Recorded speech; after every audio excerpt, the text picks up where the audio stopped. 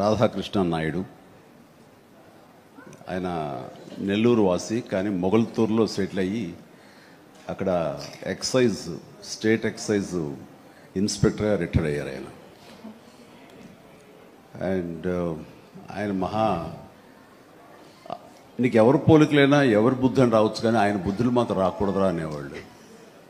ఎందుకంటే ఆయన రసికుడు.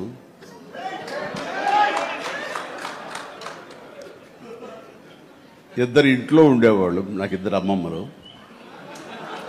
వీళ్ళిద్దరి మీద అలిగితే మూడో వ్యక్తి పాపం ఎవరో అన్ని కోల్పోయిన ఒక వ్యక్తి అని జాలిపోలేదు, ఆవిడకి అతి దగ్గర అయ్యారు ఆయన.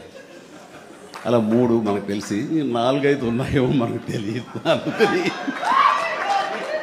నువ్వు ఈ ఫిలిం ఇండస్ట్రీకి వెళ్తున్నావు, అవకాశాలు ఎక్కువ ఉంటాయి, జాగ్రత్త. ఆయన మాత్రం ఆదర్శంగా తీసుకోవద్దు అన్నారు. నేను తీసుకోలేదమ్మా. చిరంజీవి గారి తాతగారి